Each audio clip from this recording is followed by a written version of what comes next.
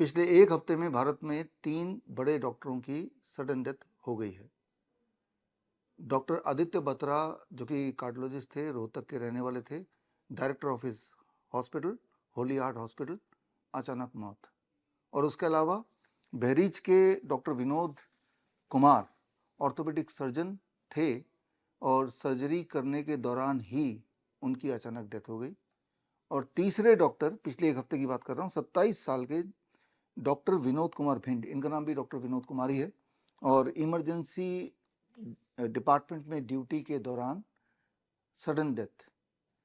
इनमें से किसी को भी बचाया नहीं जा सका, जबकि दो तो हॉस्पिटल के अंदर, वो भी इमरजेंसी या ऐसी जगह पे जहाँ पे हर तरह की इमरजेंसी फैसिलिटी होती है, वहाँ सारी इमरजेंसी फैसिलिटी के होते हुए भी CPR एक्सेट्रा करने के बाद भी इनको बचाया नहीं जा सका। तो ऐसे में कई सारे तरह के सवाल आ सकते हैं आपके दिमाग में। पहला सवाल तो यही आना चाहिए, जैसे कि आपने देखा पिछले 4-5 सालों में लगातार सडन डेथ के मामले बढ़ते जा रहे हैं, कई गुना ज़्यादा हैं in comparison to what it was before 2021। अभी इन तीनों डॉक्टरों के डेथ के बाद एक बार फिर से ये मामला कि डेथ क्यों हो रही है, इस पे बहस आपने सोशल मीडिया में या टेलीविज़न में कहीं ना कहीं देखा होगा। और बहस में जो फैक्टर्स नॉर्मली डॉक्टर्स बताते हैं या बता रहे हैं कि क्यों सडन डेथ बढ़ गई है, डॉक्टरों में भी बढ़ गई है और आम जनता में बढ़ गई है। तो स्ट्रेस लेवल बताते हैं, गलत खाने हैबिट बताते हैं, कम सोना बताते हैं, ये सारे बातें बताते हैं। लेकिन ज़रा सोचिए, जो भी फैक्टर्स हैं, क्या ये फैक्टर 2021 से पहले नहीं था? क्या तब लाइफस्टाइल अच्छी थी ज़्यादा? क्या तब सबका डाइट बहुत अच्छा था?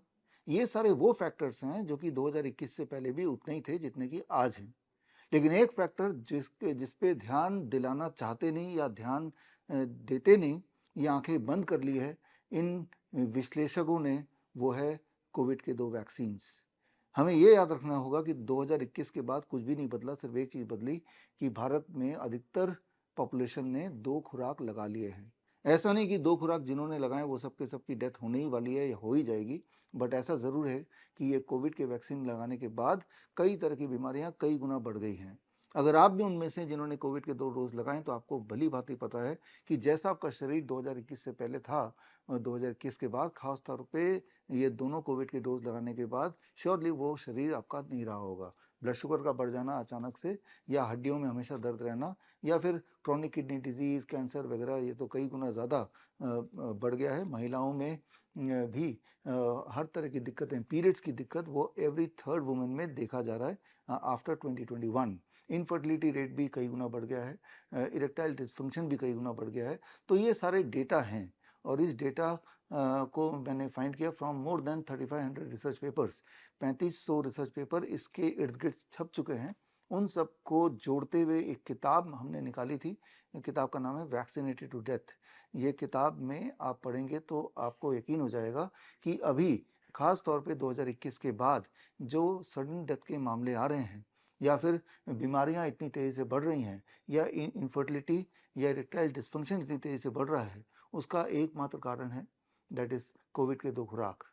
तो क्या कोविड के 2 खुराक ने हमें कोई फ़ायदा पहुंचाया है?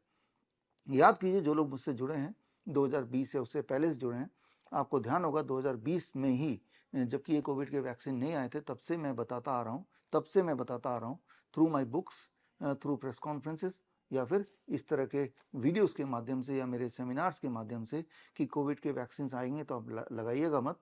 उसके बाद सडन डेथ बढ़ जाएगा, पैरालिसिस बढ़ जाएगी, हार्ट अटैक बढ़ जाएगा, कार्डियक अरेस्ट बढ़ जाएगा, बीमारियां बढ़ जाएंगी, जो कि आज का सत्य है, जो आप देख ही रहे हैं। कई बार लोग बोलते हैं कि भाई आपने पहले क्यों नहीं बताया? पहले हमने भरपूर कोशिश की बताने की, जितने तरह के मीडियम हो सकते थे या हो सकते हैं उन सब मीडियम तक पहुंचे। हम तो कोर्ट तक भी पहुंचे, और कोर्ट में भी एक केस अभी पेंडिंग है छत्तीसगढ़ हाई कोर्ट में, around this Covid and Covid के वैक्सीन के इर्द गिर्द जो केस है वो अभी हमारा चल ही रहा है। तो जितने सारे माध्यम हो सकते हैं, उन सारे माध्यम से आप तक हम पहुंचने की कोशिश कर रहे हैं। कई लोग बार बार मेरे एक्सप्लेन करने के बार बार भी एक ही सवाल पूछते हैं कि अगर कोविड ये सारा फेक था, वैक्सीन की ज़रूरत नहीं थी, तो इतने लोग क्यों मारे जा रहे थे? इतने लोग मर रहे थे, मर वही रहे थे जो हॉस्पिटल जा रहे थे। गौर से याद कीजिए, आपके आसपास जो भी लोग मरे, वो हॉस्पिटल गए, उसके बाद उनके डेथ की खबर आप तक पहुंची, और उनकी बॉडी नहीं पहुंची, वो वहीं पे रख लिया गया, और उनको जमा कर लिया गया। कारण ये कि उस वक्त जो मौतें हो रही थी, जो कि बाद में क्लियर होता चला गया, रेमडेसिविर, लेपनोविर, रेटनोविर, ये कुछ जहरीले दवाइयाँ हैं जिनसे मौतें हो ही जाती हैं। अगर हेल्दी इंसान को ओवरडोज थोड़ा भी डाल दें तो वो मर ही सकते हैं। इसीलिए रेमडेसिविर उससे पहले भी बैन था और आज भी वो बैन है। कुछ दिनों के लिए उसको चालू किया गया था। जब ये भांडा फूटने लगा कि डेथ का कारण कोई कोविड नहीं है, डेथ का कारण ये रेमडेसिविर एक्सेट्रा है, तब ये दोबारा से बैन हो गया। इनफैक्ट कोविड का वैक्सीन भी बैन हो गया। और लेकिन सोच के देखिए, जब तीसरा डोज आया किसी ने क्यों नहीं लगाया? क्यों नहीं लगाया? क्योंकि सबके अंदर ये बात समझ आ रही थी, ये कोविड का जो वैक्सीन है ये अपने आप में एक खेल है। तो खैर, अब आगे क्या करना है इस बारे में बात करना चाहता हूँ कि आगे का रास्ता क्या क्या होना चाहिए, इस पे हम एक डिस्कशन करना चाहते हैं। इसके लिए मैंने दिन चुना है, दैट इज 23 जुलाई, चंद्रशेखर आज़ाद जयंती, बाल गंगाधर तिलक जयंती। क्रांतिकारी दो ऐसे महापुरुष जिन्होंने भारत को आज़ादी दिलवाने में एक अहम भूमिका निभाई है।